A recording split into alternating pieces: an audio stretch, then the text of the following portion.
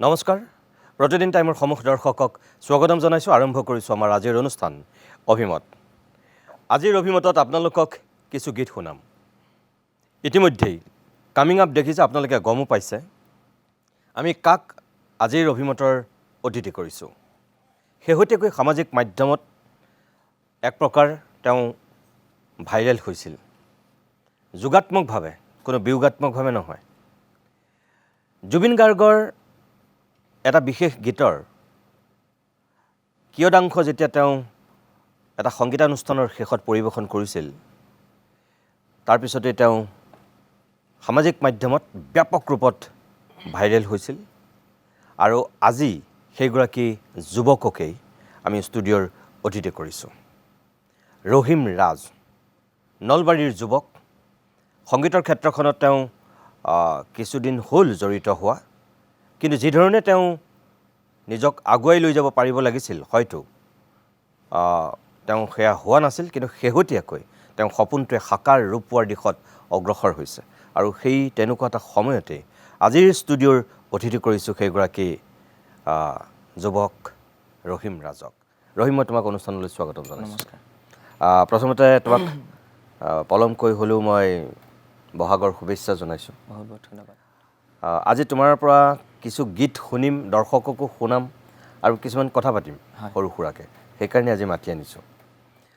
এই যে তুমি ৰহিম ৰাজ শেহতীয়াকৈ তুমি ভাইৰেল হ'লা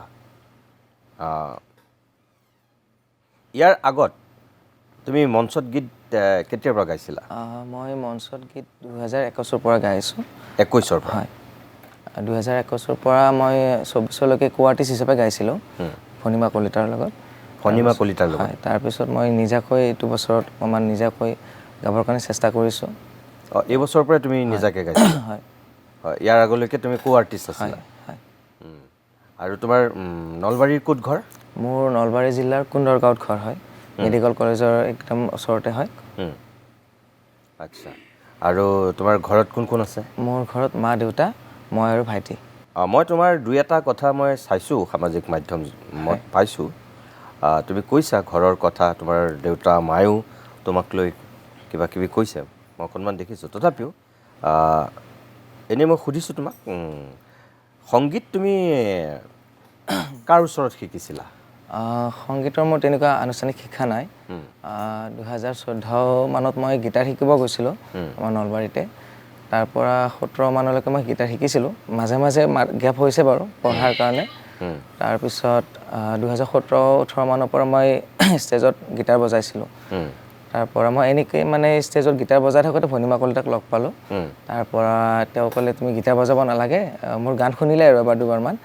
কৈছে তুমি মোৰ লগত গাব লাগিব তেনেকৈ মোৰ যিটো মানে সাংগীতিক যাত্ৰা আৰম্ভ হৈছিলে মানে 17-18 পৰা তুমি 21 মানলৈকে গীটাৰে বজালা গীটাৰ বজাইছোঁ তাৰপিছত 21ৰ পৰা তুমি কো আৰ্টিষ্ট হ'লা হয় আৰু এইবাৰ তুমি প্ৰথম নিজাকে তুমি আত্মপ্ৰকাশ কৰিছিলা ন হয় ঠিক আছে এনেকৈ আমি অকণমান কথা পাতিম কিন্তু মই কৈছোঁৱেই আজি গীত শুনিবৰ কাৰণে তোমাক মাতি আনিছোঁ আৰু প্ৰিয় দৰ্শক মই আপোনালোকক এটা কথা কওঁ যে আজি অকল আমি জুবিন গাৰ্গৰ গীত শুনিম এইবাৰ অসমবাসীৰ কাৰণে এইটো প্ৰথমটো বহাগ বিহু অসমবাসীয়ে উদযাপন কৰিলে জুবিনবিহীনভাৱে জুবিনৰ অনুপস্থিতিত এইবাৰ বহাগৰ মঞ্চবিলাক এক প্ৰকাৰ বেলেগ ধৰণেৰে অসমবাসীয়ে প্ৰত্যক্ষ কৰিছে কিন্তু তাৰ মাজত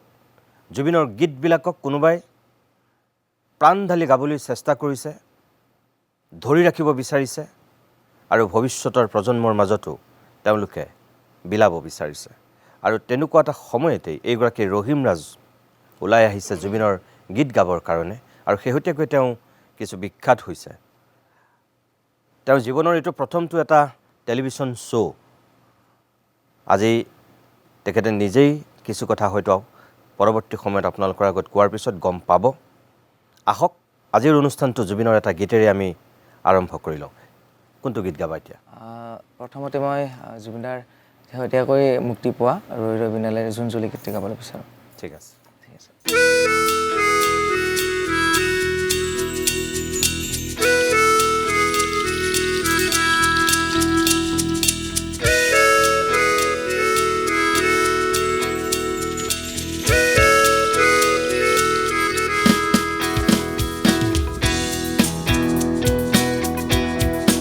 জোন জৰি শেষ হয় মন গলি শেষ হয় এটি পল যে বুকু বিদাৰি ৰয় তুমি নাহি দেখো ৰাতিও নোপোৱাই ভঙা কৰি যাম ৰৈ ৰৈ বিনা জোন জৰি শেষ হয় মন গলি শেষ হয় এটি পল যে বুকু বিদাৰি ৰয়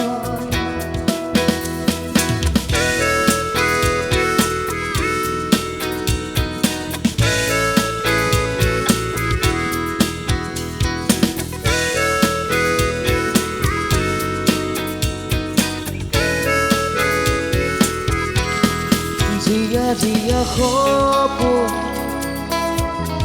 ৰিঙা ৰিঙাছো তুমি মাথো দূৰণিৰে দুচকুৰে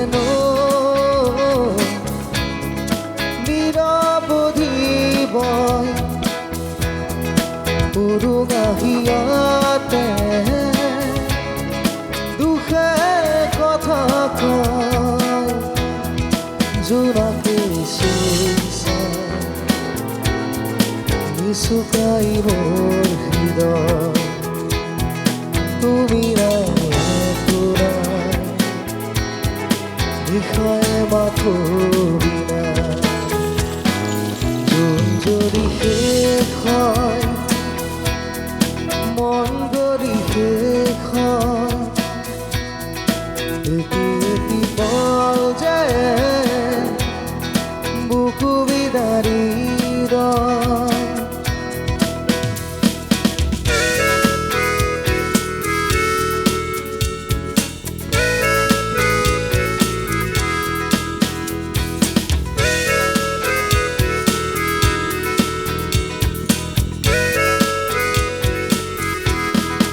উশাহে উশাহে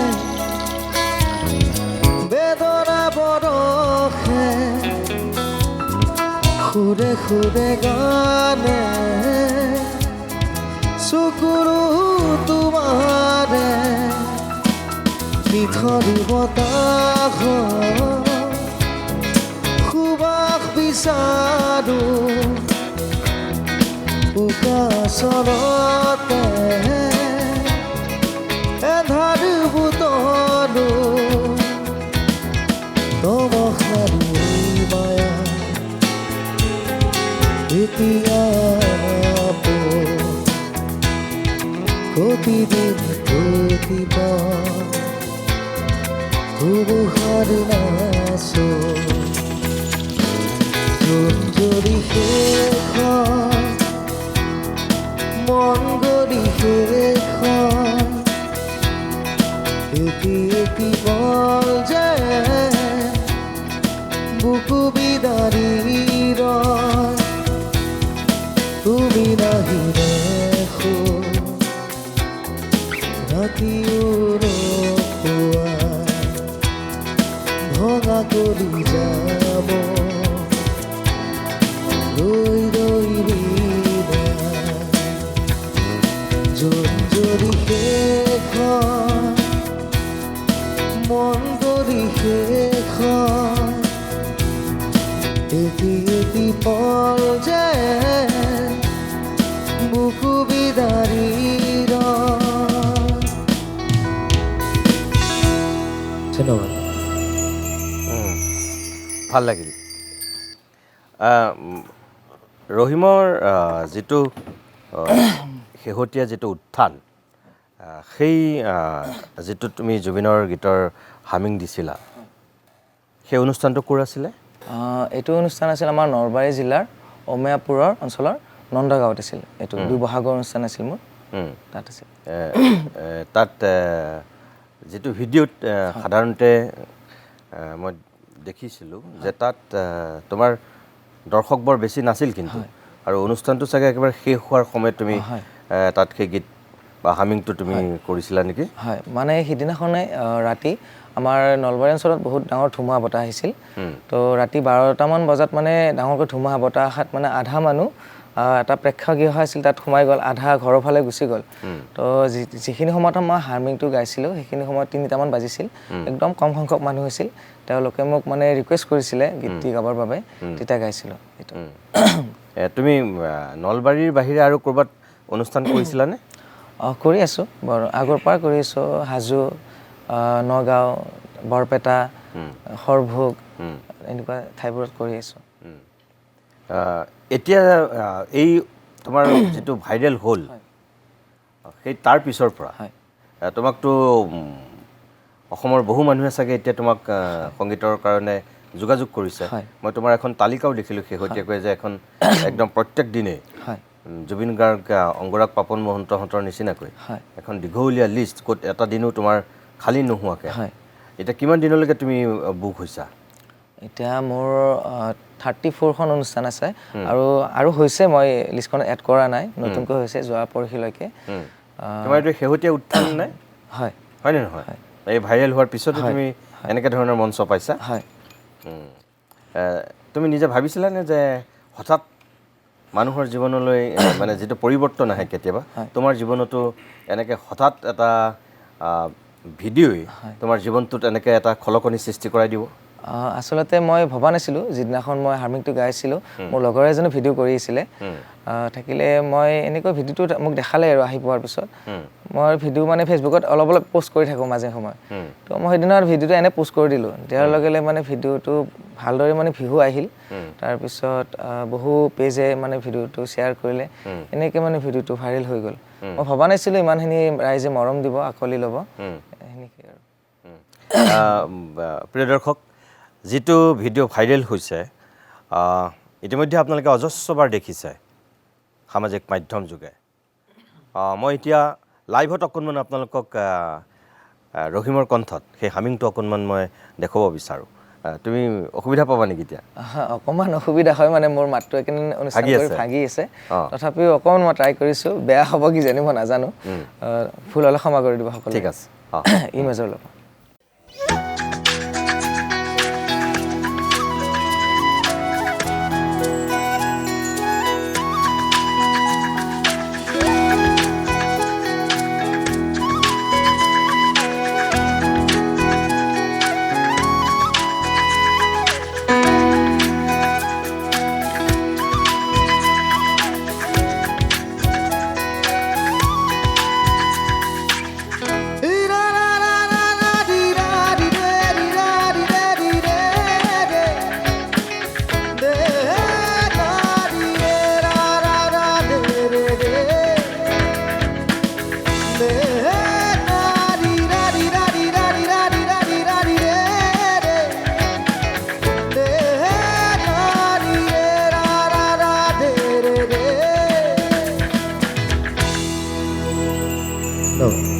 থেংক ইউ। প্ৰিয় দৰ্শক, এনেকৈয়ে তেওঁ ভাইৰেল হৈছিল। ৰহিম, মই এটা কথা কওঁ, তোমাৰ মানে এডুকেশ্যন, শিক্ষা তুমি ক'ত গ্ৰহণ কৰিছিলা? মই শিক্ষা বৰভাগ কলেজৰ পৰা কমপ্লিট কৰিছোঁ, গ্ৰেজুৱেশ্যন কমপ্লিট হৈছে। তুমি কলেজত গীত গাইছিলা? কলেজৰ যেতিয়া পঢ়ি আহিছিলোঁ তেতিয়া মই গীত গোৱা নাছিলোঁ, বজাইছিলোঁ আৰু ঘৰত গাইছিলোঁ। মই মঞ্চত মানে লাজ লাগিছিল গাবৰ কাৰণে। তাৰপিছত লাহে লাহে আৰু লাজটো ভাঙিলোঁ। মানে স্কুল কলেজত তুমি গীত গোৱাই নাই? গোৱাই নাই। লাজটো তোমাৰ কেতিয়া প্ৰথম ভাগিলে? লাজটো লাহে লাহে আমাৰ গাঁৱৰ যিবিলাক অনুষ্ঠান আছিল, আমাৰ গাঁৱৰ মানুহখিনি জানে আৰু মই গান গাওঁ বুলি। তেওঁলোকে মানে এটা দুটাকৈ এনেকৈ গাবলৈ দিয়ে, মানে জোৰ জবস্তি আৰু মানে গাবই লাগিব। সেনেকুৱাকৈ গোৱাতে গোৱাতে অকণমান লাজটো ভাঙি গৈছিল। আচ্ছা। আৰু তোমাৰ মা দেউতাই কি কৰে? মোৰ দেউতাই প্ৰথমতে কেৰাচিন তেলৰ যিটো আমাৰ হেৰি কৰে সেইটো আছিল। তাৰপিছত দেউতাই টেম্পু চলাইছিল। এতিয়া দেউতাই অসুখ হোৱাৰ পৰা ঘৰতে থাকে, আৰু ভাইটি এনেকুৱা বিজনেছ আছে অকণমান, ধৰি লওক ট্ৰেক্টৰ আছে, এইবিলাক বিজনেছ চাই থাকে সি। তেখেতে আগতে টেম্পু চলাইছিলে, অসুখ হোৱাৰ পিছত বাদ দিলে। আৰু তুমি এই যে 18 চনৰ পৰা 21 চনলৈকে তুমি মানে বজাইছিলা তাৰপিছত তুমি কো আৰ্টিষ্ট হৈছিলা তাৰ বাহিৰে তুমি বেলেগ কিবা কাম কৰিছিলা নেকি আৰু তাৰ বাহিৰে মই অকণমান প্ৰডাকশ্যনৰো কাম কৰোঁ মেনেজমেণ্টৰ কাম নিজা নিজা গানৰ কিছুমান কৰি থৈছোঁ অকণমান শিকি আছোঁ আৰু ভালকৈ কৰিব ইচ্ছা আছে সেনেকুৱা তেতিয়া সেইখিনি শিকি আছিলোঁ আৰু ঠিক আছে বাৰু আৰু এটা গীত শুনি লওঁ তাৰপিছত আকৌ কথা পাতিম ঠিক আছে এবাৰ কি শুনাবা এবাৰ জুবিনদাৰ খুবেই জনপ্ৰিয় গীত লাহে দৈ গীতটি গাবলৈ চেষ্টা কৰিছোঁ ঠিক আছে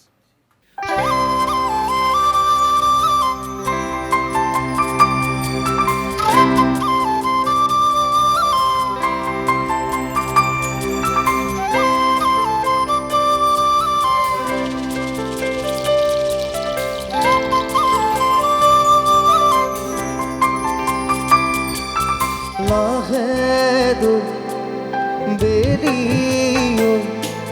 জাগৈ যাবৰে হো মনে মোৰ বিয়াক লৈ এপাক ফুৰাবৰ হো মিলি নয়নে নয়ন লৈ বুকুতে মূৰ্তি গুজি থৈ হিয়াৰে হিয়াতে খেলিবৰ হ'ল হিয়াৰে হিয়াতে খেলিবৰ হ'ল লাহে দৈ বেলিয়ৈ জাগৈ যাবৰে হ'ল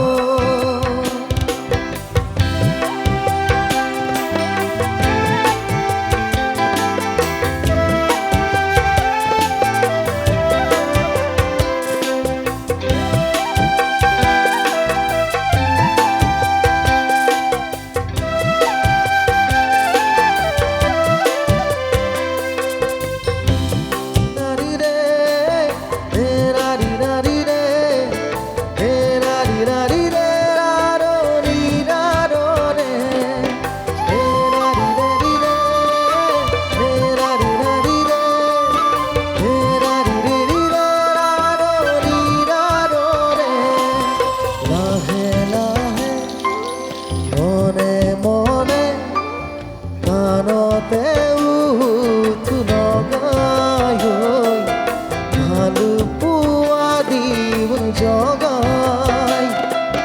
লাহে লাহে মনে মনে কাণতে লগাই ভালু পোৱা দিব জগাই এধৰি আৰদে জোকাব খুজিলে ৰমাচৰতে লুকাই থাকিবানে ছায়া হৈ মুকুতা মুকুতা পলক দুয়োৰে আবেগে কৰে সজল লাহে দৈ বেলিয়ৈ জাগৈ যাবৰে হ'ল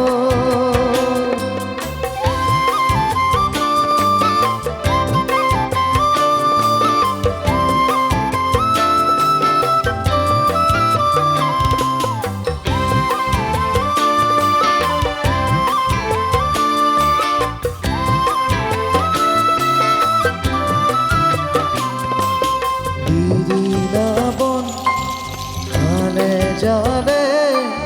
প্ৰিয়া কাষতে ৰলে গৈ গাতে গায়ে দি দিলে বৃন্দাবন খালে জানে প্ৰিয়া কাষতে ৰলে গৈ গাতে গায়ে দি দিলে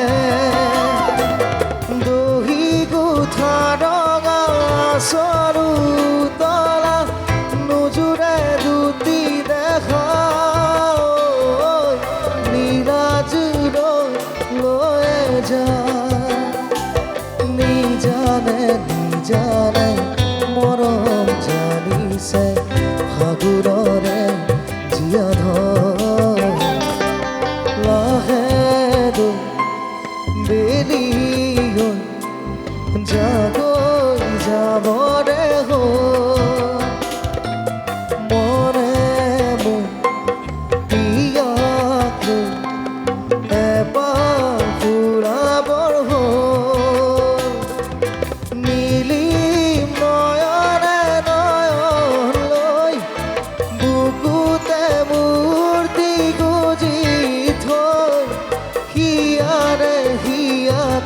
খেলিবৰ হ'ল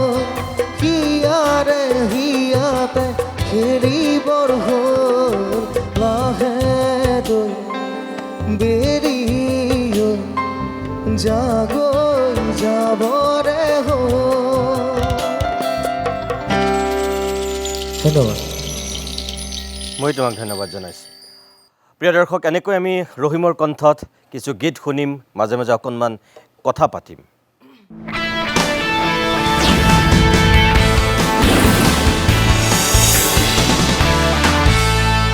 আমি উভতি আহিছোঁ অভিমতৰ পৰৱৰ্তী অংশলৈ আপোনালোকক কৈছোঁৱেই যে আজি অভিমতত আপোনালোকৰ বাবে লৈ আহিছোঁ কেইটামান গীত জুবিনৰ গীত ৰহিম মই আকৌ তোমাৰ কাষলৈ আহিছোঁ জুবিনৰ বাহিৰে তুমি বেলেগৰ গীত এনেই গোৱা নে নোগোৱা হয় গাওঁ কিন্তু মই জুবিনদাৰ গীতখিনি গাই মই নিজে এটা মানে শান্তি পাওঁ ভাল লাগে সেইকাৰণে বিশেষকৈ জুবিনদাৰ গীতখিনিয়ে গাওঁ মানে মেক্সিমাম মঞ্চত হয় জুবিনৰ গীতেই গোৱা জুবিন গাৰ্গক কেতিয়াবা লগ পাইছিলানে দাদাক তেনেকৈ মই ফেচ টু ফেচ লগ পোৱা নাই এবাৰ চাংচাৰিত তেহেঁতৰ অনুষ্ঠানত লগ পাইছিলোঁ ষ্টেজৰ পৰা কিন্তু তেনেকুৱা মাত কথা দিয়া চবত লগ পোৱা নাই আৰু জুবিনৰ গীতবিলাক তুমি কেতিয়াৰ পৰা গাবলৈ লৈছা 2016 মানৰ পৰা মই দাদাৰ গানবোৰ গাব চেষ্টা কৰি আছোঁ এই কো আৰ্টিষ্ট হৈ যেতিয়া মানে গাইছিলা তাৰ আগৰ পৰাই গোৱা যেতিয়া বজাইছিলোঁ গীটাৰ শিকিছিলোঁ তেতিয়াৰ পৰাই মানে নিজা নিজাকৈ অকণমান গাওঁ আৰু গীটাৰ তুমি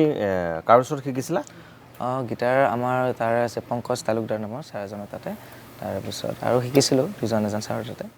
নামবোৰ অকণমান পাহৰি গ'লোঁ এতিয়া বাৰু এইবাৰ কি শুনাবা এতিয়া এইবাৰ জুবিনদাৰ মোৰ মনৰ কল্পনা এইটো গীত গাবলৈ চেষ্টা কৰিছোঁ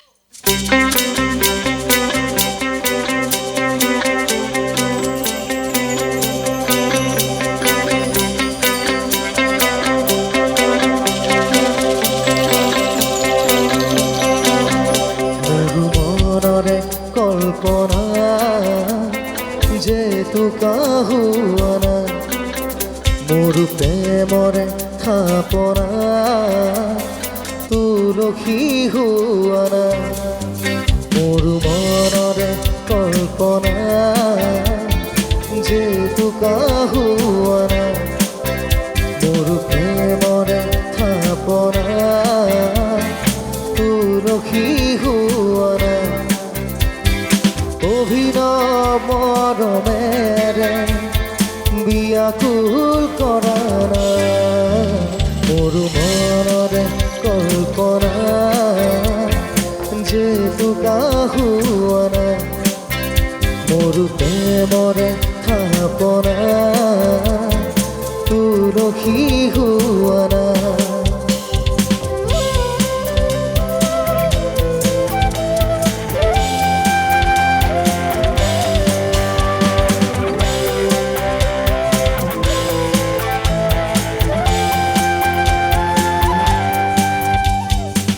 অস্থিৰ বেগত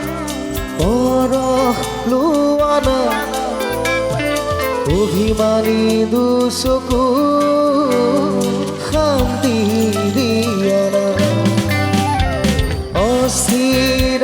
বেগত পৰশ লোৱানা অভিমানী দুচকু শান্তি দিয়ানা অময়া মৰম খুবা খুৱানা মোৰ মনৰে কল্পনা যে কাহুৱানা মোৰ প্ৰেমৰে থাপনা তুলসী হোৱানা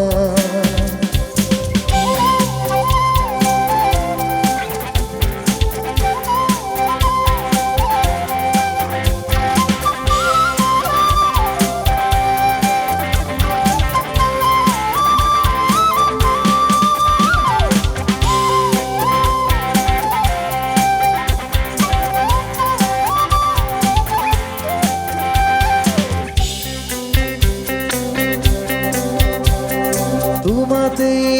হইখে আমৰাৰ পৰিধি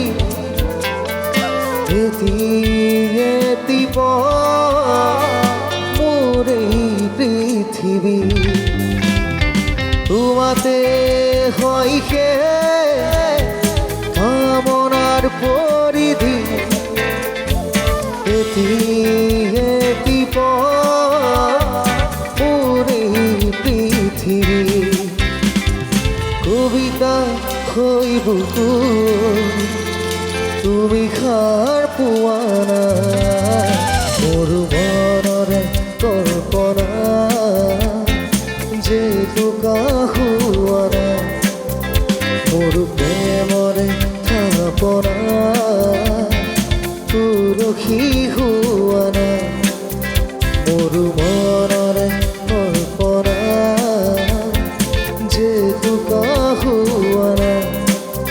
মোৰ প্ৰেমৰে থাপনা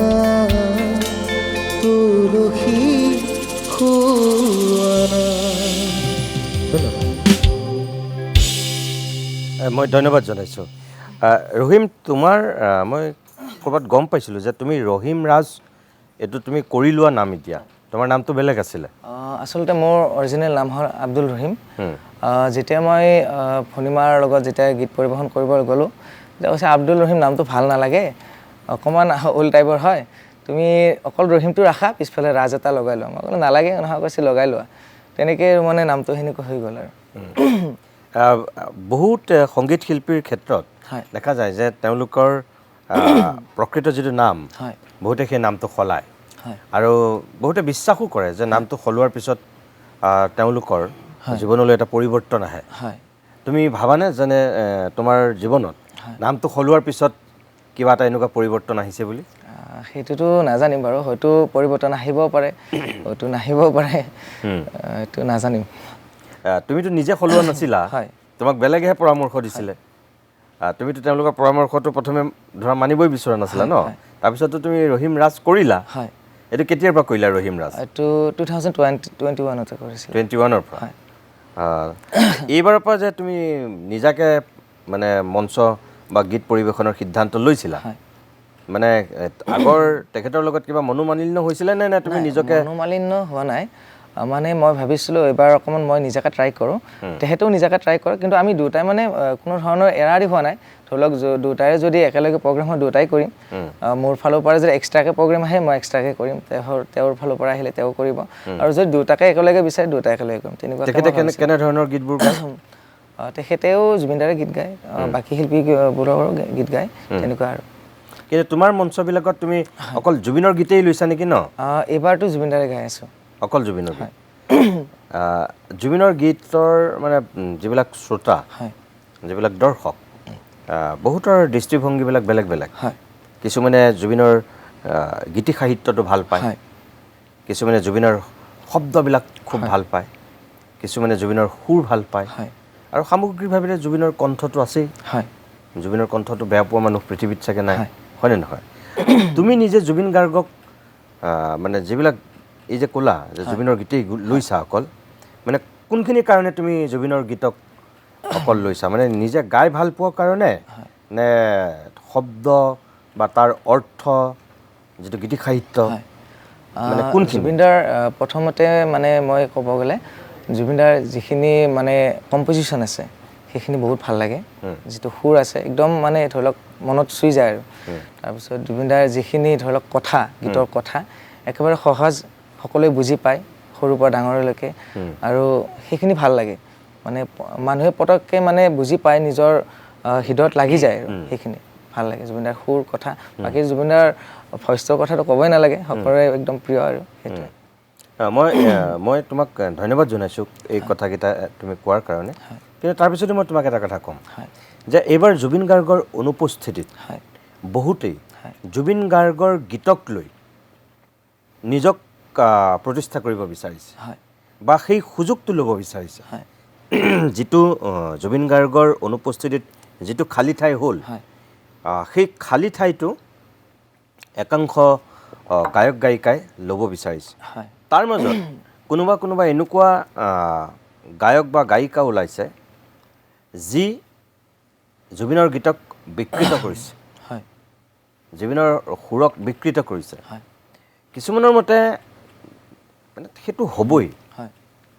মানে ধানটোৱে প্ৰতি কণটো মানুহটোৱে প্ৰতি মনটো বুলি এটা কথা আছে ন গতিকে মানুহভেদে দৃষ্টিভংগী বেলেগ সুৰ বেলেগ গায়কী শৈলী বেলেগ গতিকে অলপ হিন্দেৰী হ'বই কিছুমানৰ মতে আৰু আন একাংশৰ মতে জুবিনৰ গীতক কোনেও সম্পৰীক্ষা কৰি পেলাই তেনেকুৱা বিকৃত কৰিব নোৱাৰিব মানে এইটো নিদিয়া হয়। কেতিয়াও নিদিয়ে কোনেও নিদিয়ে তুমি কি বুলি ভাবা যে কিছুমান মানুহে হয় যে জুবিনৰ গীতটো একদম ধাৰাবাহিকভাৱে জুবিনে যেনেকৈ গাইছিল তেনেকেই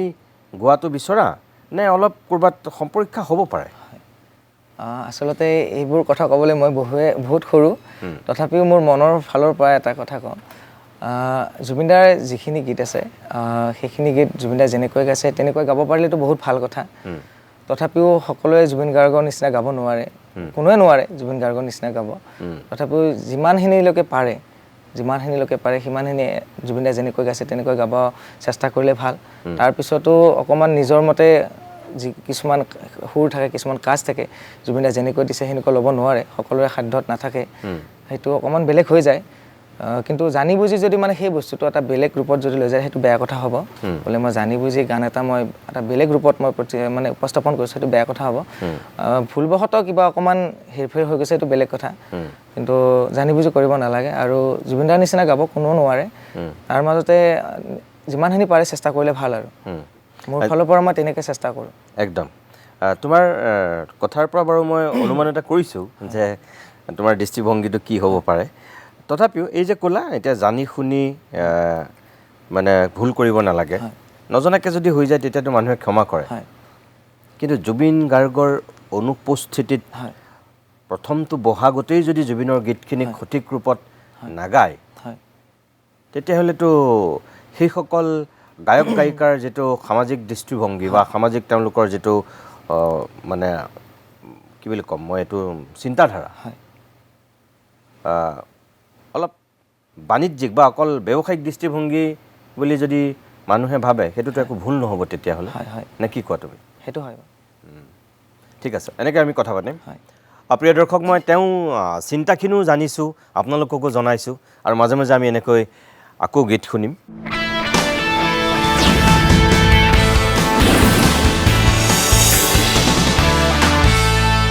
আমি উভতি আহিছোঁ আজিৰ অভিমতৰ পৰৱৰ্তী অংশলৈ মই ৰহিম আকৌ তোমাৰ কাষলৈ আহিছোঁ কথা পাতিম এটা গীত শুনি লওঁ এবাৰ কোনটো শুনাবা এবাৰ জুবিনদাৰ হেৰুবাহী গীতটি মই গাবলৈ একদম ঠিক আছে গোৱা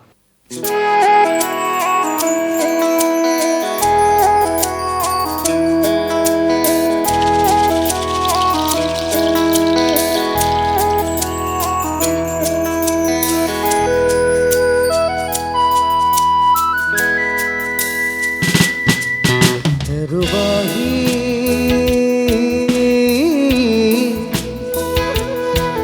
তোক বৰ ভাল পাওঁ দেহি মৰুবাহী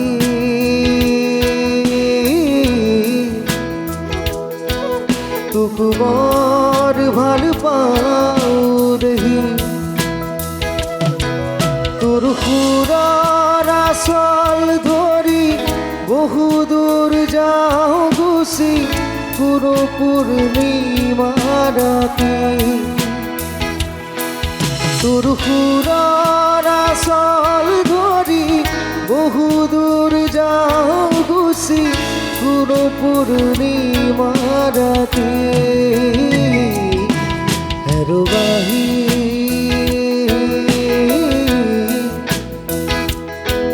তোক বৰ ভাল পাওঁ দেহি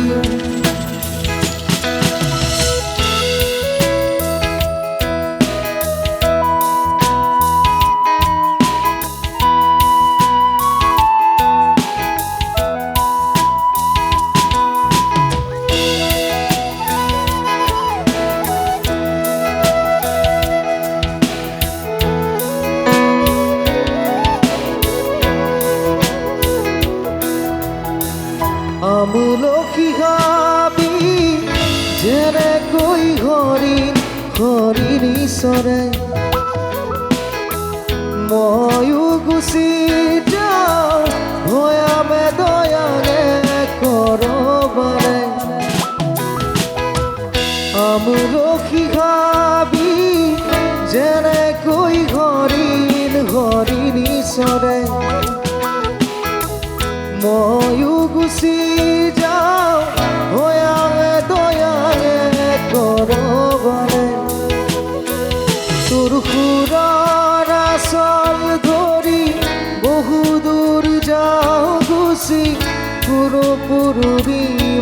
ৰাতি তোৰ সুৰৰ আচল ধৰি বহু দূৰ যাওঁ গুচি পুৰো পূৰ্ণিমা ৰাতি নৰুবাহী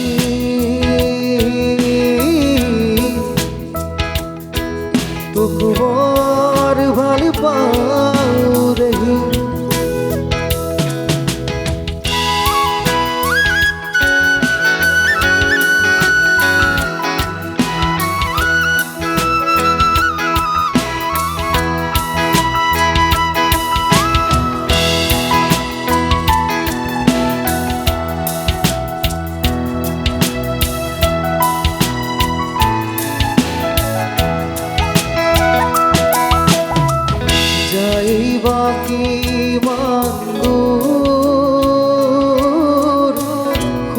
পাহৰিলে তোৰ কাষলৈকে একে চিপে আহুতি যাইবা কিমান দূৰ খুৰ পাহৰিলে তোৰ কাষলৈকে একে চিপে আহুতি তোৰ সুৰৰ আচল ধৰি বহু দূৰ যাওঁ গুচি কোনো পূৰ্ণিমা ৰাতি তোৰ সুৰৰ আচল ধৰি বহু দূৰ যাওঁ গুচি কোনো পূৰ্ণিমা ৰাতি হেৰুবাহী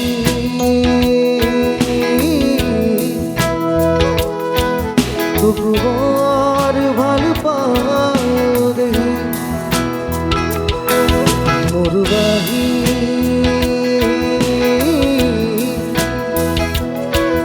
তোক বৰ ভাল পাওঁ দেহি নৰুবাহী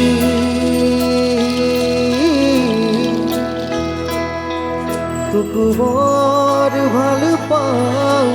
দেহি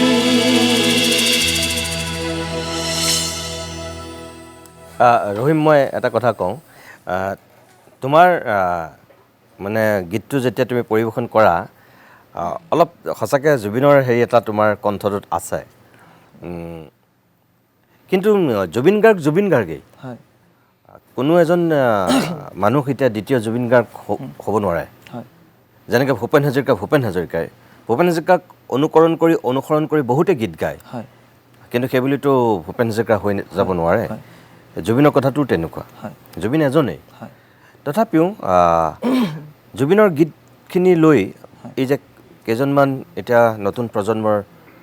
গায়ক ওলাই আহিছে তাৰ ভিতৰত তুমি এতিয়া অন্যতম খোলাকৈ কথা এটা কওঁ তুমি বেয়া নাপাবা কিছুমানে কি হয় যে হঠাৎ যেতিয়া এটা জনপ্ৰিয়তা পায় হয় তেওঁলোকে সেই জনপ্ৰিয়তাটোৰ মানে কি আৰু কাৰোবাৰ অলপ মূৰত ধৰে চাগে হয় তাৰপিছত তেওঁলোকে নিজকে একদম বহুত বেলেগ ডাঙৰ শিল্পী বুলি ভাবি লয় তেওঁলোকৰ শাৰীৰিক যিটো অৱয়ব তেওঁলোকৰ কথা কোৱাৰ ধৰণ কৰণ সকলোতে মানে একদম এটা তেনেকুৱা ধৰণৰ প্ৰতিচ্ছবি আমি দেখিবলৈ পাওঁ সকলোৰে গাত নহয় এতিয়ালৈকে তোমাৰ ক্ষেত্ৰত সেইটো হোৱা নাই তোমাৰ সন্মুখতেই মই কৈছোঁ আৰু এইটোতো তোমাৰ জীৱনৰ প্ৰথম এনেকুৱা টেলিভিশ্যন টক শ্ব' হয় তুমিতো মোক কৈছিলাই হয় ইয়াৰ আগতো তুমি কেতিয়াও এনেকৈ টিভিত অকলে কেতিয়াও বহা নাই বুলি কৈছা আজিৰ দিনটোতে তোমাৰ প্ৰতি মোৰ এইটোৱেই অনুৰোধ এতিয়ালৈকে তুমি যিজন ৰহিম হৈ আছা এজন হৈ থকাটোৱেই অসমবাসীয়ে বিচাৰিব কিন্তু কেতিয়াবা মানুহৰ সেই জনপ্ৰিয়তাৰ কাৰণেই হওক বা টকা পইচা যেতিয়া আহি যায় কিবা কিবি অলপ অহংকাৰ এটা হোৱাৰ কাৰণেই হওক তেওঁলোকে নিজৰ অতীতটোক পাহৰি যায় বৰ্তমানটোকো তেওঁলোকে বুজি নাপায় বেলেগ হৈ যায় তাৰপিছত কিন্তু সেইসকল মানুহ লাহে লাহে আকৌ নোহোৱা হৈ যায় কিন্তু বহুত মানুহ ইতিহাসত তেনেকুৱা বহুত উদাহৰণ আছে ধুমকেতুৰ দৰে ওলাইছে অলপ দিন পূৰা মছলাধৰ্মী পৰিৱেশ এটাৰ সৃষ্টি কৰিছে তাৰপিছত লাহেকৈ নোহোৱা হৈছে সেইটো সকলোতে হয় অকল যে সংগীতৰ ক্ষেত্ৰত বুলি মই নকওঁ আমাৰ সাংবাদিকতাৰ ক্ষেত্ৰতো তেনেকুৱা সাহিত্যৰ ক্ষেত্ৰখনতো তেনেকুৱা চবতে তুমি নিজক সেই ক্ষেত্ৰত কেনেকৈ তুমি আগুৱাই নিয়াটো ভাবা কিয় কৈছোঁ এই যে তুমি এতিয়া হঠাৎ ভাইৰেল হ'লা তাৰপিছত তুমি এতিয়া ইখনৰ পিছত সিখন মঞ্চ পাইছা ৰাইজৰ এটা মৰম আদৰক নেওচিব নোৱাৰি কেতিয়াবা একাংশ গায়ক গায়িকাই ইচ্ছাৰ বিপৰীতেও মঞ্চ ল'বলৈ বাধ্য হয় কিন্তু মই আকৌ কৈছোঁ সকলো জুবিন গাৰ্গ হ'ব নোৱাৰে তোমাৰ এটা কণ্ঠৰ জোৰ আছে এইটো যদি ভাগি ছিগি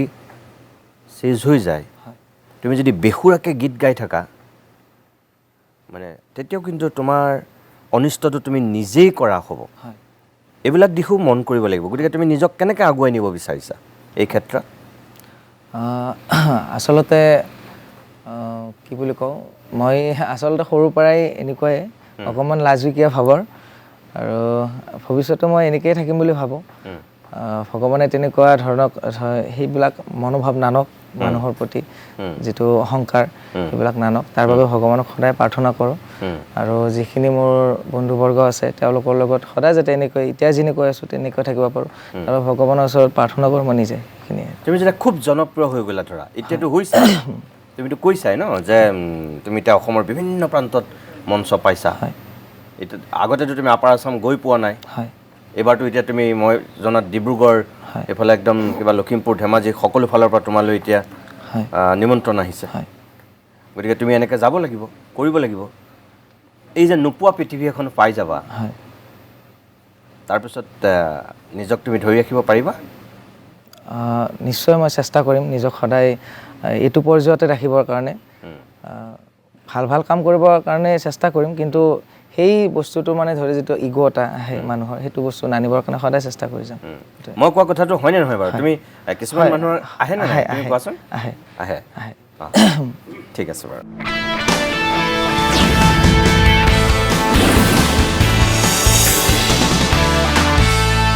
আমি উভতি আহিছোঁ অভিমতৰ পৰৱৰ্তী অংশলৈ ৰহিম আকৌ তোমাৰ কাষলৈ আহিছোঁ আৰু এটা গীত শুনো তাৰপিছত আমি অকণমান কথা পাতিম এবাৰ কোনটো শুনাবা এবাৰ এন্ধাৰ হ'ব নোৱাৰোঁ অঁ বঢ়িয়া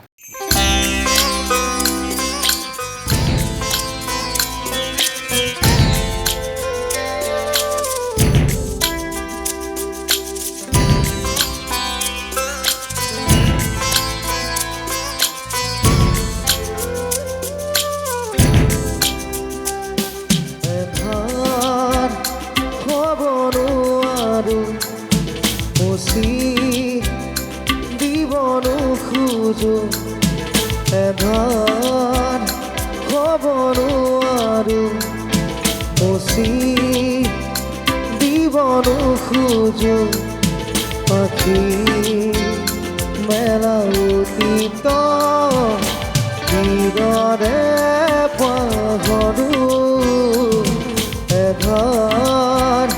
হ'ব নোৱাৰো মচি দিব নোখোজো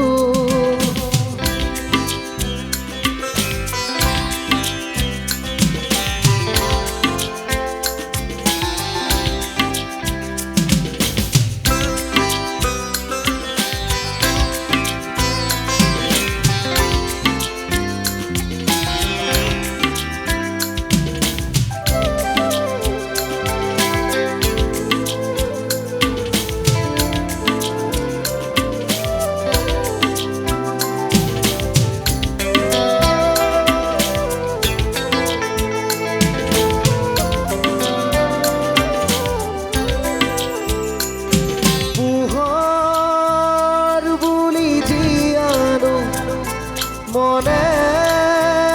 মনে প্ৰাণতে হাতেৰে ঢুকি মই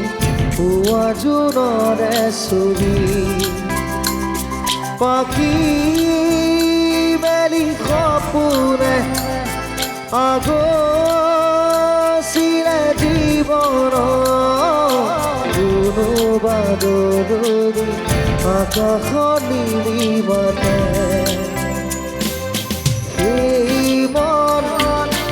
আজি যেন কিব লীন হোৱা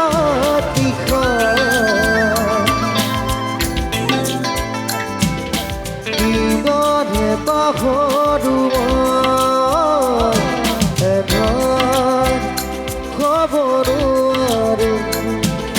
মুচি দিব নোখোজো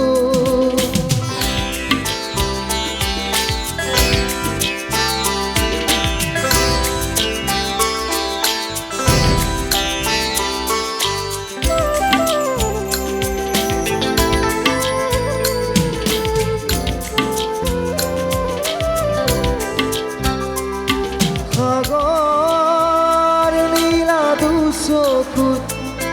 কিৰণাৰে জীৱনে নাজানো যদিও দুবাহু আছো মেলি সঁচা মিছাকো মাজত সাঁতুৰিছো যদিও খেদি খেদি সপোনে মিঠা চুমাজ আছে এই মন আজি যেন পোহৰ প্ৰাণ পোৱা তীখা কিদৰে পাহৰো মই এধন হ'ব নোৱাৰো মুচি দিব নোখোজো এধন হ'ব নোৱাৰো মুচি দিব নোখোজো পাখি মেৰা অতীত কিদৰে পাহৰো এধন হ'ব নোৱাৰো এধন হ'ব নোৱাৰো এধন হ'ব নোৱাৰো ধন্যবাদ এই বহাগত জুবিন নাই কিন্তু জুবিনৰ গীত আছে জুবিনৰ সুৰ আছে জুবিনৰ কণ্ঠৰ দৰে কিছু কণ্ঠ আছে এই যে ৰহিমহঁত ওলাই আহিছে ৰহিমহঁতক আমি উৎসাহ দিব লাগিব প্ৰেৰণা দিব লাগিব আমি সাহস দিব লাগিব বহাগৰ বতৰত সমগ্ৰ অসমবাসীৰ প্ৰতি আমাৰো সেইটোৱে আহ্বান যে সামাজিক মাধ্যমত তেওঁ এটা গীত বিয়পি পৰাৰ পিছত আজি ৰহিম ক'ৰবাৰ পৰা ক'ৰবালৈ গুচি গৈছে অসমৰ ইমূৰৰ পৰা সিমূৰলৈ ৰহিমক এতিয়া মঞ্চত গীত পৰিৱেশনৰ কাৰণে বহু অনুষ্ঠান প্ৰতিষ্ঠানে যোগাযোগ কৰিছে আৰু তেনেকুৱা সময়তে আমি ৰহিমক আমাৰ ষ্টুডিঅ'ৰো অতিথি কৰি কিছু জুবিনৰ গীত শুনিছোঁ আপোনালোককো শুনাইছোঁ আপোনালোকে বাকী সকলোখিনি বিচাৰ নিজেই কৰিব ৰহিম মই তোমাক এটা কথা কওঁ যে মানুহৰ ইচ্ছা শক্তি আৰু আত্মবিশ্বাসৰ বলত মানুহে কিন্তু অসম্ভৱকো সম্ভৱ কৰিব পাৰে তুমি যদি যিখিনি কথা কৈছা এতিয়ালৈকে নিজক যদি তুমি লৈ যাব জানা তেতিয়াহ'লে তুমি ভৱিষ্যতলৈ এখন সমাজ তুমি নিজেই তৈয়াৰ কৰিব পাৰিবা বা তোমাক সেইখিনি ভগৱানে সহায় কৰিব যদি তুমি নিজক বুজি পোৱা নিজক জানা নিজক লৈ যাব পাৰা যদি তুমি ভুল কৰা সেইটো বেলেগ কথা অকল জুবিনৰ গীত গায়ে তুমি যে সেই পৰ্যায়লৈ যাব মই সেইটো কোৱা নাই যে তাৰ কাৰণে আৰু কিছু চাগে তোমাৰ চেষ্টা লাগিব সাধনা লাগিব সংকল্প লাগিব এই যে জুবিনো এটা সময়ত বাদ্যযন্ত্ৰী আছিল তুমিও বাদ্যযন্ত্ৰী প্ৰথম অৱস্থাত তুমি লাজুকীয়া বুলি কৈছা জুবিনো আগতে তেনেকৈ গীত গোৱাই নাছিলে মোটামুটি বেলেগৰ লগত বজাইছিলহে তাৰপিছত তেওঁ মানে গাবলৈ আৰম্ভ কৰিলে তেনেকুৱা কিছু সৰু সৰু দুটামান দিশৰ লগত তোমাৰো মিল আছে ক'ৰবাত কিন্তু এতিয়ালৈকে তুমি মই নাজানো যে তুমি গীত লিখা নে গীত সুৰ কৰা নে সেই কথা মই নাজানো মই এটা এলবাম কৰি আছোঁ নিজাকৈ এবাৰ বহাগ বিহুতে মোৰ ৰিলিজ দিয়াৰ কথা আছিল তো অকণমান কিবা পইচা পাতিৰ খেলি মেলিৰ কাৰণে মই দিব নোৱাৰিলোঁ তাৰ 6টা গান মই নিজে লেখা নিজে কম্প'জিশ্যন কৰা বাকী গোটেইখিনি মই নিজে কৰিছোঁ এতিয়া জাষ্ট মিক্স মাষ্টাৰিংখিনি কৰিব আছে সেইখিনি কৰিলে মই গানকেইটা মানে ৰাইজৰ মাজত মুকলি কৰিব আচ্ছা এইটো খুব ভাল লাগিল এই কথাটো জানি শুভেচ্ছা জনাইছোঁ দেই সেইটো দিশতো তুমি যদি অগ্ৰসৰ হোৱা তেতিয়াহ'লে মই ভাবোঁ বাকী দিশকেইটাতো তুমি সমানে আগুৱাই যাব পাৰিবা ধন্যবাদ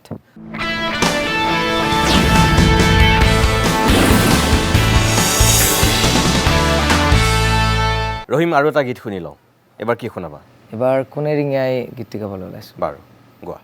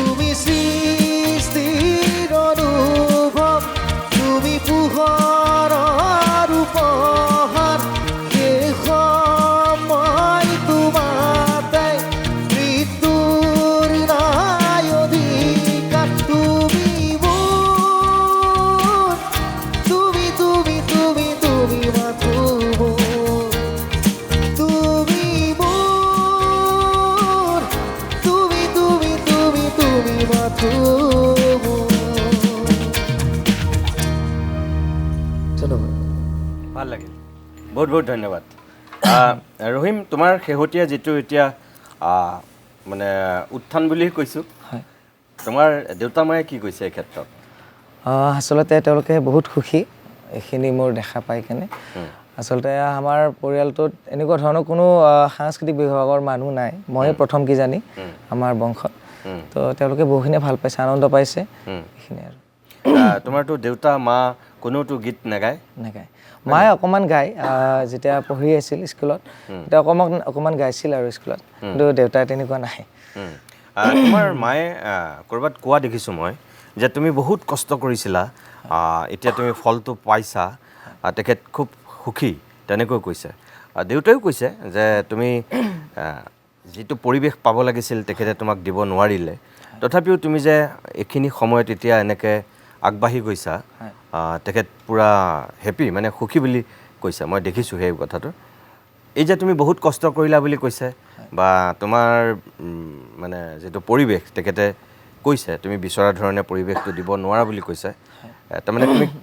কোনখিনি কষ্ট কৰাৰ কথা কৈছে তোমাক কি দিব নোৱাৰিলে তেখেতসকলে আচলতে যেতিয়া মই মিউজিক লাইনত যেতিয়া প্ৰথম ষ্টাৰ্টিং কৰিছিলোঁ তেতিয়া আমাৰ ঘৰৰ মানে যিটো অৱস্থা সিমান ভাল নহয় তেতিয়া দেউতাই মানে টেম্প' চলায় তো কিবাকৈ ঘৰখন পোহপাল দি আছিল আৰু তেনেকুৱা তো মই গীটাৰখন কিনিবৰ কাৰণেও পইচা নাই তেতিয়া একষ্টিক গীটাৰখন কিনিব কিবাকৈ 500 টকা এটা নি কিনে মই গীটাৰখন কিনিছিলোঁ পুৰণা গীটাৰ সেইখনেৰে মই শিকিলোঁ তাৰপিছত এনেকৈ ছেকেণ্ড হেণ্ড গীটাৰ কিনিছিলা অ'কে তাৰপৰা সেইখন গীটাৰ এতিয়াও আছে মোৰ লগৰ এজনৰ ঘৰত তাৰপিছত মই এনেকৈ 2000 দামৰ গীটাৰখন কিনিলোঁ কিনি এনেকৈ শিকিলোঁ তাৰপিছত মই ভাবিলোঁ অলপ মিউজিক প্ৰডাকশ্যনৰ বিষয়ে অলপ জানিবৰ কাৰণে ইচ্ছা আছিল তো তেতিয়া আৰু তেনেকুৱা আমাৰ ঘৰৰ ফালৰ ইমান সম্বলো নাই যে মিউজিক প্ৰডাকশ্যন শিকাব ইউটিউবত চাই কিবাকৈ এনেকৈ শিকিলোঁ কিন্তু তাৰ বাবে কম্পিউটাৰ এইবিলাকৰ প্ৰয়োজন হয় আনিব নোৱাৰোঁ এনেকৈ মোবাইল বিক্ৰী কৰিলোঁ ঘৰৰ ওচৰতে বিক্ৰী কৰি লেপটপ এটা আনিলোঁ পুৰণা 3500 টকাত সেইটোতে অকণমান শিকিলোঁ লাগি থাকিলোঁ এনেকুৱা কিবা এটা বস্তু ল'ব লগা হ'লে ঘৰৰ মানুহ দিব নোৱাৰে আৰু কিবা এটা বিক্ৰী কৰিব লাগে মোৰ ফালৰে হওক বা ঘৰৰ মানুহৰে হওক ধাৰ ধুপৰ কৰি আনিব লাগে তেনেকুৱা আৰু সেইখিনি কথাই কৈছে চাগে ন চোৱা মানুহৰ যেতিয়া এটা প্ৰতিভা থাকে সেই প্ৰতিভাটো এটা সময়ত উজলি উঠিবই জিলিকি উঠিবই কোনোবাই কেতিয়াবা অন্যায় কৰিব পাৰে কোনোবাই কেতিয়াবা ষড়যন্ত্ৰ কৰিব পাৰে কেতিয়াবা তোমাক হিংসা কৰিব পাৰে কিন্তু ভগৱানে যিদিনাখনলৈকে তোমাক অন্যায় নকৰে তেতিয়ালৈকে তোমাক মানুহে অন্যায় কৰি একো কৰিব নোৱাৰে আৰু তোমাৰ সেই প্ৰতিভাটো তোমাৰ যিহেতু আছে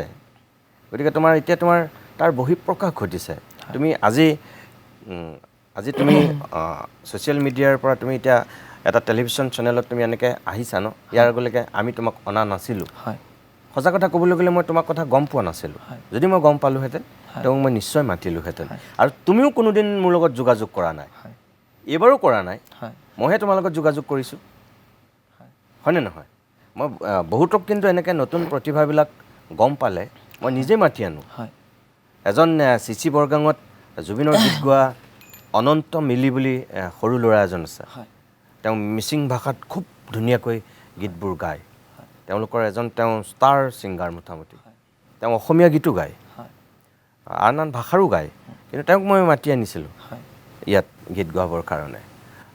ঠিক তেনেকৈ তোমালোকৰ নলবাৰীৰে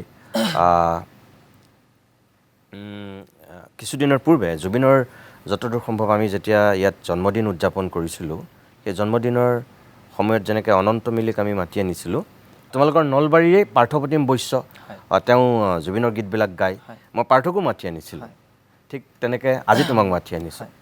কথা হ'ল যে তোমালোকে এখন মঞ্চ পাব লাগে তোমালোকক মানুহে জানিব লাগে আৰু তোমালোকে ভালকৈ চৰ্চা কৰি গীতখিনি ধৰি ৰাখিব লাগে আগুৱাই লৈ যাব লাগে আৰু বিলাব লাগে বেলেগ কথা একো নাই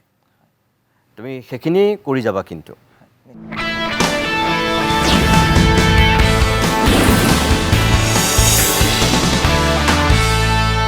আমি উভতি আহিছোঁ আজিৰ অনুষ্ঠানটোৰ শেষ অংশলৈ অভিমতত আজি আপোনালোকৰ বাবে লৈ আহিছিলোঁ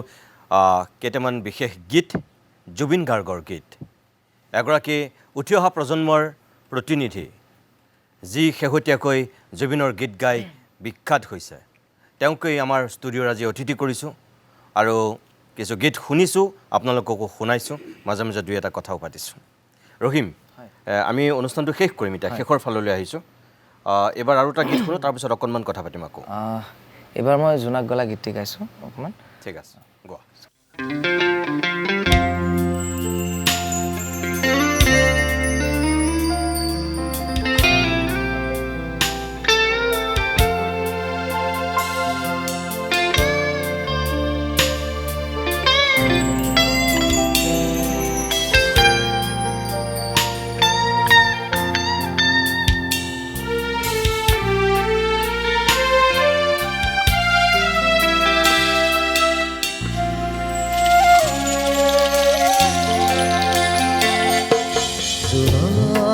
গনা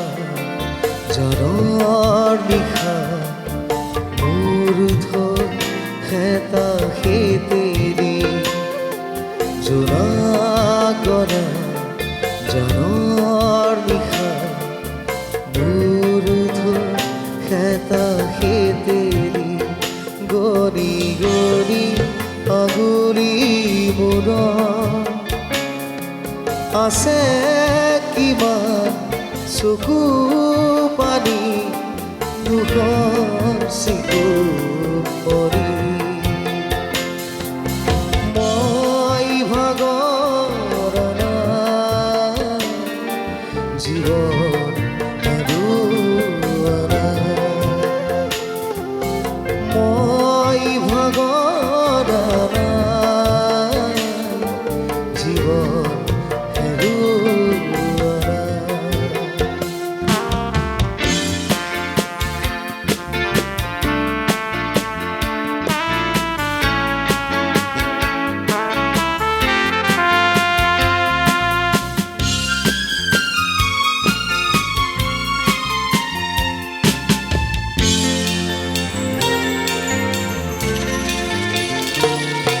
গলি গলি প্ৰতিদিনে পৰে পৰে জীৱন গলে গলি গলি প্ৰতিদিনে পৰে পৰে জীৱন গলে ক'তনো বিচাৰিবি কৰোণাৰ ঘাট ক'তনো বিচাৰিবি কৰোণাৰ ঘাট বিচাৰি কৰি প্ৰতিদিন মই ভাগৰ জীৱন হেৰুৱানা মই ভাগৰ জীৱন হেৰুৱানা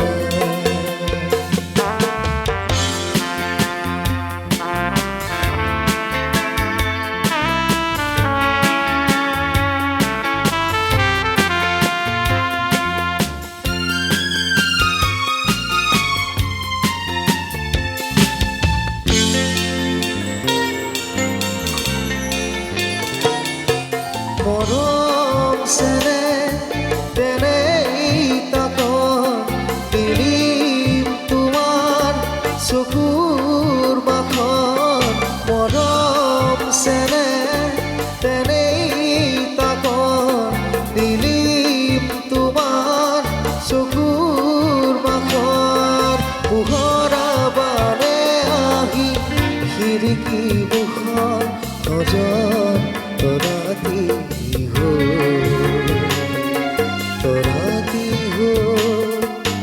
মই ভাগৰ জীৱন হেৰুৱানা জোনা গনা জানৰ নিশা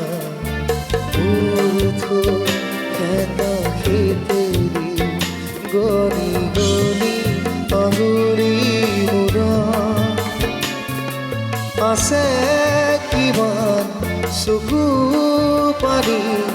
সুখৰ চিকুমনি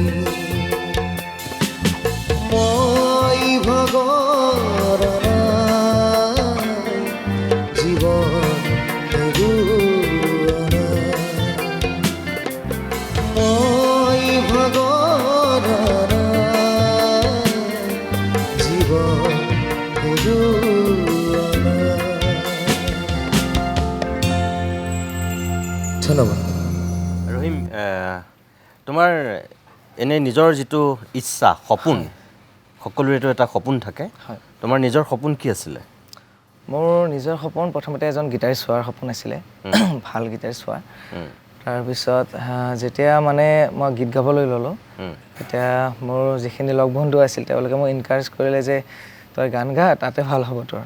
এতিয়া সপোনটো এজন ভাল কণ্ঠশিল্পী ভাল প্লেবেক ছিংগাৰ তেনেকুৱা আৰু হ'বৰ কাৰণে ইচ্ছা আজি আমাৰ তালৈ আহি কেনেকুৱা লাগিলে তুমিতো এনেকৈ কেতিয়াও এককভাৱে হয় টেলিভিশ্যনত কোনো অনুষ্ঠান কৰা নাই বুলি কৈছিলা মোক হয়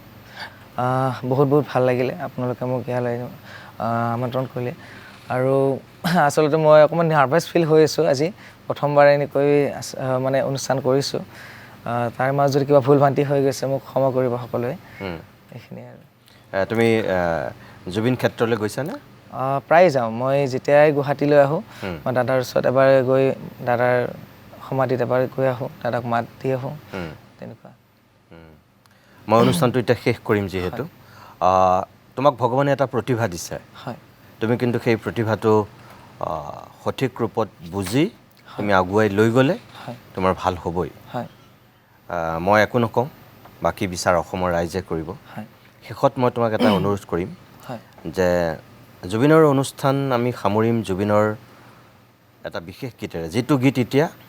অসমীয়া সমাজখনৰ কাৰণে এটা আধুনিক প্ৰাৰ্থনা সংগীত হয় মায়াবিনী হয়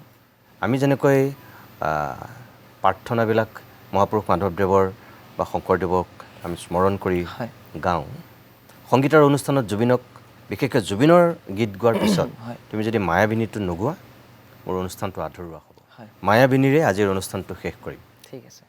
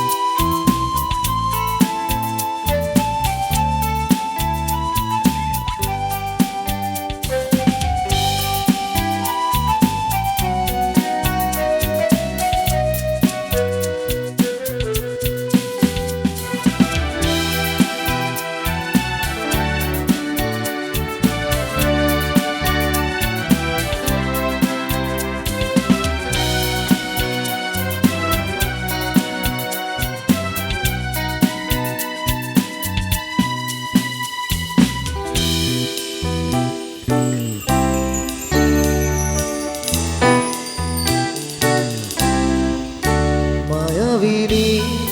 ৰাতেৰ বুকু দেখা পাৰো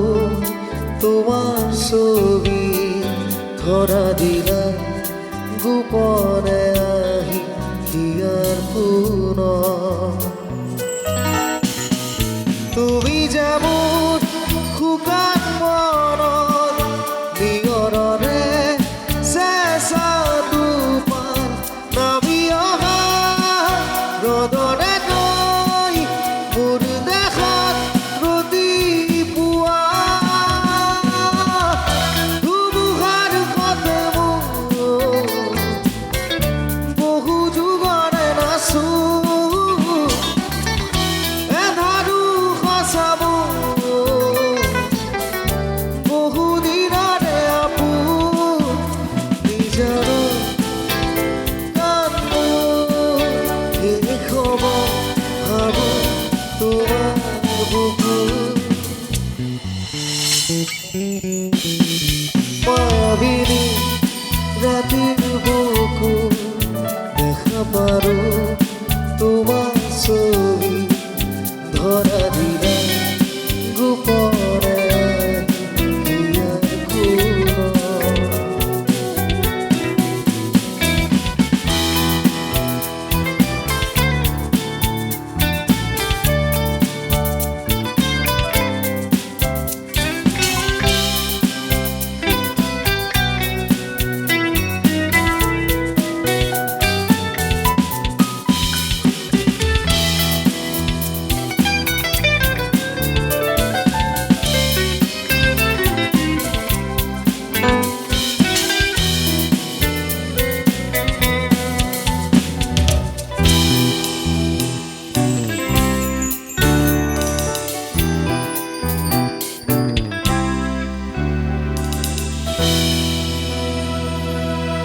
প্ৰতিশোধকৰ প্ৰভাতী ফুলে ক'ব তোমাকেই মোৰ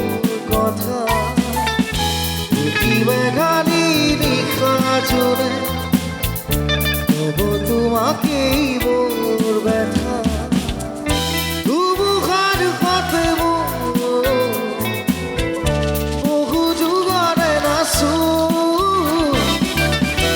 এধাৰো সঁচাব বহু দিনৰে আপো নিজৰ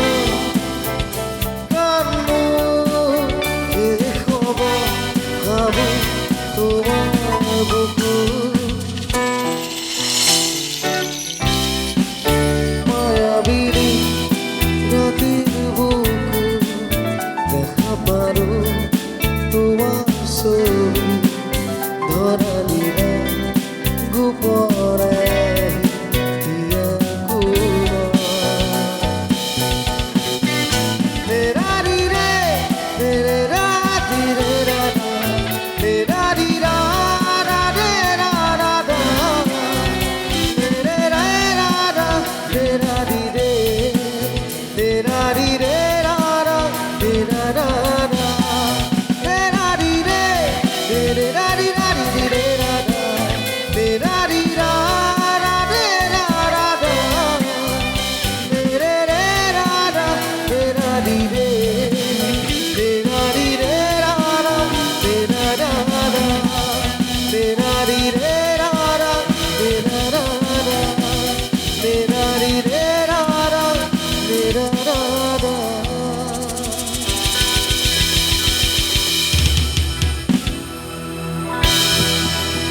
ধন্যবাদ বহুত ধন্যবাদ প্ৰিয় দৰ্শক ইমান সময়ে আমি ৰহিম ৰাজৰ কণ্ঠত জুবিন গাৰ্গৰ কেইটামান চিৰসেউজ গীত শুনিলোঁ আৰম্ভণিতে মই কৈছিলোঁ প্ৰথমটো বহাগ যিটোত জুবিন গাৰ্গ আমাৰ মাজত নাই বহাগৰ মঞ্চ গীত পৰিৱেশন কৰিছে কোনোবা গায়ক গায়িকাই কিন্তু জুবিনবিহীন সেই মঞ্চবিলাকত দৰ্শক শ্ৰোতাই কিবা এটা উকা অনুভৱ কৰি আছে আৰু তেনেকুৱা সময়তেই এগৰাকী নতুন প্ৰতিভাৰ আৱিষ্কাৰ হৈছে এই ৰহিম ৰাজ তেওঁ জীৱনৰ প্ৰথমটো টেলিভিছন শ্ব' তেওঁ নিজেই কৈছে আৰু কিছু নাৰ্ভাছ হৈছোঁ বুলিও কৈছে আপোনালোকে চুলি চিঙা বিচাৰ নকৰিব তেওঁক শুভেচ্ছা দিয়ক আশীৰ্বাদ দিয়ক জুবিনৰ গীতবিলাক যদি